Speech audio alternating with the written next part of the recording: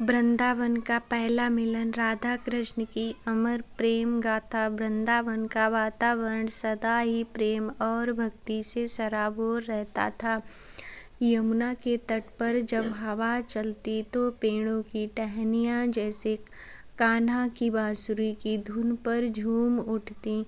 गोपियों का मन कृष्ण की एक झलक पाने को तड़पता, लेकिन उनमें से किसी का प्रेम उतना गहरा और शुद्ध नहीं था जितना राधा। एक दिन बालक कृष्ण अपने शाखाओं के साथ खेल रहे थे।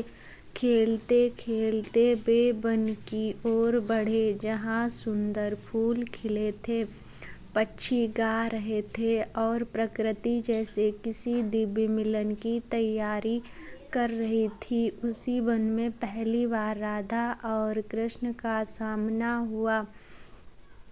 राधा, जो अपनी सखियों के साथ यमुना तट पर जल भरने आई थीं, अचानक ठिठक गईं। उनके कानों में एक मधुर बांसुरी की धुन पड़ी। जब उन्होंने सिर उठाकर देखा तो उनके सामने नटखट कान्हा खड़े थे, हाथ में बांसुरी लिए, सिर पर मोर मुकुट सजाए और चेहरे पर एक मोहक मुस्कान। राधा ने कभी किसी को इतना दिव्य, इतना आकर्षक नहीं पाया था। उनका हृदय एक अनजान सुख से भर उठा।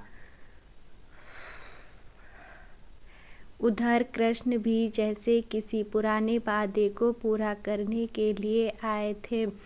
उनकी नजरें राधा के चेहरे पर ठहर गईं, मानो वे उन्हें जन्मों से जानते हो।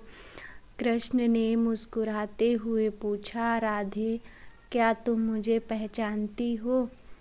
राधा ने धीरे से उत्तर दिया, क्या तुम्हें मेरी पहचान नहीं?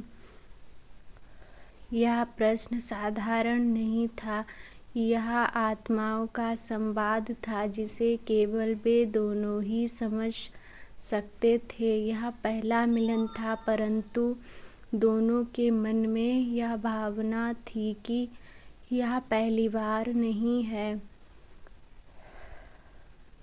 राधा ने अपने घड़े से जल निकाला और उसे धीरे से यमुना में गिरा दिया। कृष्ण ने यह देखकर पूछा, तुमने अपना जल क्यों गिरा दिया?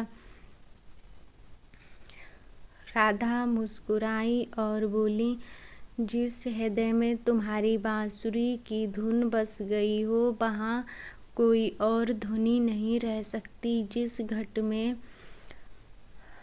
तुम्हारी छवि उतर गई हो, उसमें कोई और जल नहीं ठहर सकता। सखियों ने राधा को छेड़ा, राधे, कहीं तुम इस गोपाल से प्रेम तो नहीं कर बैठी?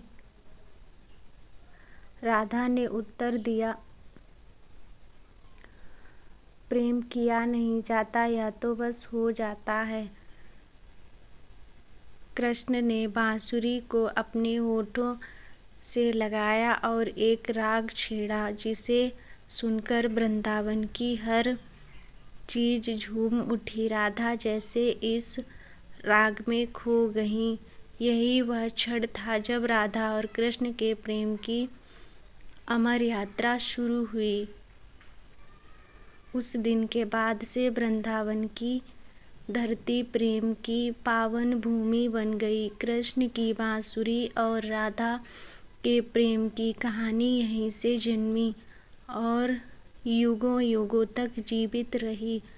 प्रेम का यह पहला मिलन केवल दो हृदयों का नहीं था, यह दो आत्माओं का संगम था जो सदा के लिए अमर हो गया।